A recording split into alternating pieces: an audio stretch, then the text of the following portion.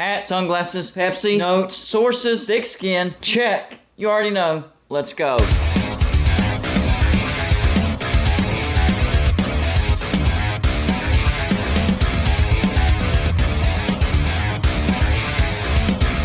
Golden Blooded is a college football YouTube channel for entertainment. So make sure to hit that like and subscribe button, and let's get into our next college football video. Don't forget to send gear to represent your team. The address is P.O. Box 360, Liberty, South Carolina 29657. Yeah. Shout out to the winners of our bowl prediction contest. We had a three-way tie for third place. In third place, we had Alan Aaron, we had Matthew Skidmore, and we had Charlie Wood. And for second place, we also had a two-way tie, so there will be two people that will get a signed Golden Blooded flat bill hat. First one is LSU number 1 2019 DJB, and the second one is Jason Rollinson. But of course, the first place spot and winner of $50, firefighter1218@gmail.com. Man, do I have a good one for y'all today. Wow. Some of this starts to get ridiculous. I'm gonna be honest with you. Some of this gets ridiculous. You probably already know that by now, but it is what it is. As long as I'm entertaining you. Are you not entertained? That's all that matters. So today's video is crazy, to be honest with you. So a while back, I did a video on the Pac-12 firing two senior executives because those two senior executives knew about an overpayment by one of the Pac-12 distributors giving too much money to the Pac-12 network, totaling $50 million, which the Pac-12 will have to pay back. I'm assuming each and every member will have to split it up equally and pay that, which when you split up equally, it's not that much money, but it's still millions of dollars. So I guess it is that much money. But anyway, so those two guys were fired. The distribution paid the Pac-12 $50 million too much. That's basically what it came down to. They paid the Pac-12 $50 million too much. These guys knew about it because there was an audit that was done. And during that audit, this discrepancy was found. So these two senior executives knew about this, and they told nobody. They told nobody. In what world does that make sense? You are a senior executive in the Pac-12. Would that not endanger your job if you didn't tell anybody? I think that would endanger your job even more.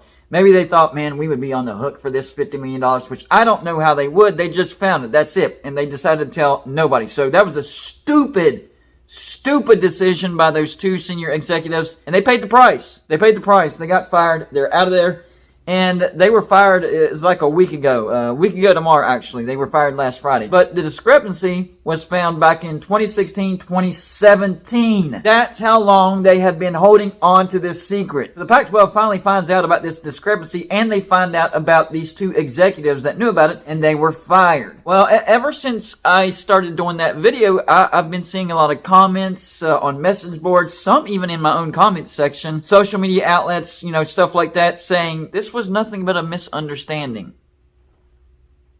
What? A misunderstanding. A misunderstanding. You're telling me that there was a $50 million misunderstanding and that two senior executives got fired for no reason. That doesn't make any sense. The fact that these two senior executives who knew about this got fired tells me there was no misunderstanding. That actually happened. And it has come out that distribution partner has revealed their identity, and that's Comcast.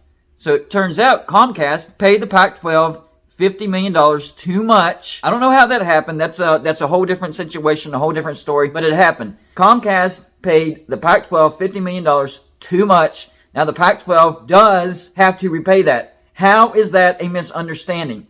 Listen, I understand the rationale of Pac-12 fans right now. They know they're in danger. They're in survival mode. And they're going to say anything to try to lessen the problem. And I'm not saying all Pac-12 fans. I'm just saying the Pac-12 fans that are scared. And there are some Pac-12 fans that are scared. The situation doesn't look good. It doesn't look good at all. USC and UCLA have announced they are going off to the Big Ten. Oregon and Washington, let it be known. They did not keep it a secret that they applied to the Big Ten. The Big Ten did turn them down. So that helps the Pac-12 for now. The Pac-12 knows that Oregon and Washington wants to be in the Big Ten. So big time problems all over the place.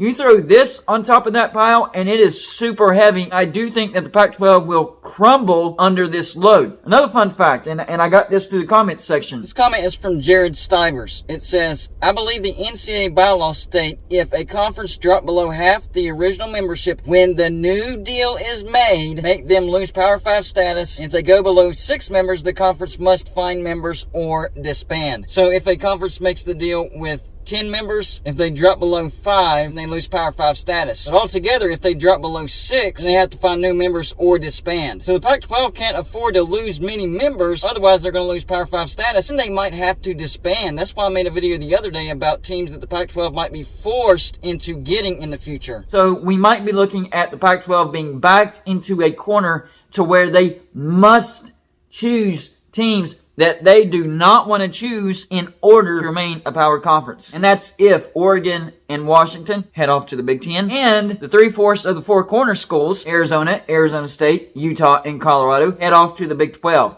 If that happens, then yes, their numbers would be under the acceptable amount as far as the Pac-12 remaining a Power 5 conference.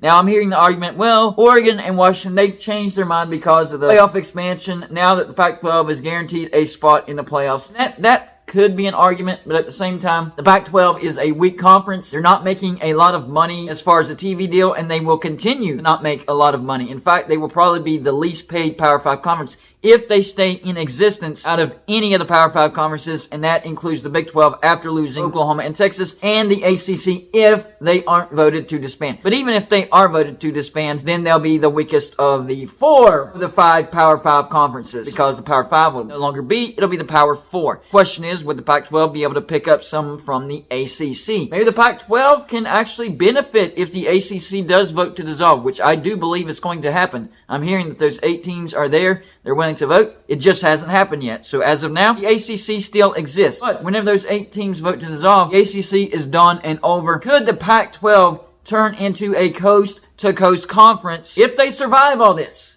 If Oregon and Washington do not leave for the Big Ten, and the 3/4 of the four corner schools do not leave for the Big 12, all that stays, they survive all this turmoil, this $50 million overpayment from Comcast that they're having to repay, surviving all that, which makes you wonder, did they spend that overpayment? I think that's the biggest problem with the 2 executives. They knew that that money was being spent, and they were kind of scared about that, but at the same time, it wasn't necessarily their fault, so they were stupid by not saying anything, and of course they were fired. So if the ACC disbands, could the Pac-12 pick off some brands, become a coast-to-coast conference, and survive? Not only thrive, but get a better TV deal because they get good brands. Listen, it's not going to help the Pac-12 if they just get the leftover of the leftovers, and that means Boston College and Wake Forest. No offense to any Boston College subscribers or Wake Forest subscribers that I have. It's no offense. I'm not trying to trash talk you or look down on you. It is what it is. You're the 2 weakest brands and the brands that bring the least amount of value as far as it relates to the Big 10, the Big 12, and the SEC. So with the Pac-12 adding Boston College and Wake Forest save the Pac-12? No, not at all. It would not increase the TV revenue at all. In fact, it would just give 2 more mouths to feed for the Pac-12, and the pie would have to get split up 2 more times. So no, that would not help at all. In order for the Pac-12 to survive, number 1, Oregon and Washington need to stay. Number 2, the 3/4 of the 4 corner schools need to stay. Arizona, Arizona State, Colorado, and Utah. They have to stay. They have to stay. And then on top of that, they need to get some good brands out of the ACC. They have to. I'm talking brands like a Louisville, an NC State, a Syracuse, a Pitt, a Virginia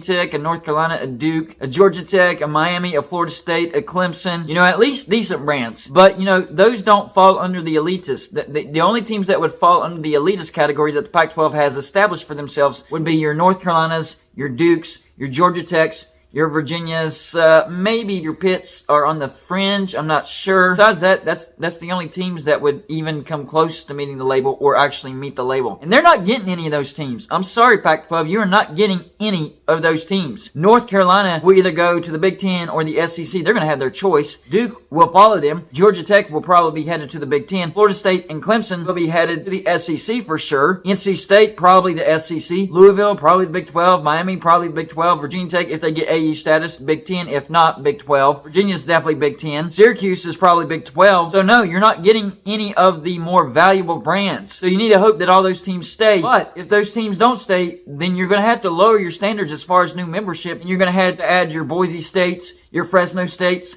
your San Diego States, your Air Forces, your Colorado States, maybe your Nevadas, maybe your UNLVs, maybe a Wyoming. Teams that do not reach your standard when it comes to research and academic if you want to remain a Power 5 conference. That's the bottom line. So a $50 million misunderstanding is what I'm hearing from some people. Not all people, but from some people. I don't think so. It's a fact. It has been reported by multiple sources. It is out there. Comcast overpaid the Pac-12 $50 million. There was no $50 million misunderstanding. That happened. So y'all in the comments section, what do you think about some of the people that are trying to cover this up saying, oh, it's just a misunderstanding? A $50 million understanding? I don't think so. Number 2, do you think the Pac-12 does survive? Do you think Oregon and Washington stay in the Pac-12 for the foreseeable future? And all of the 3/4 of the four corner schools stay? And maybe they can grab some good schools from the ACC teams that meet their label as far as the elitists? Or do you think the Pac-12 is going to get picked apart and they will have to lower their standards and invite multiple teams from the Mountain West? That's all I got for you for this show. Like and subscribe if you haven't already, and I'll see you on my next show.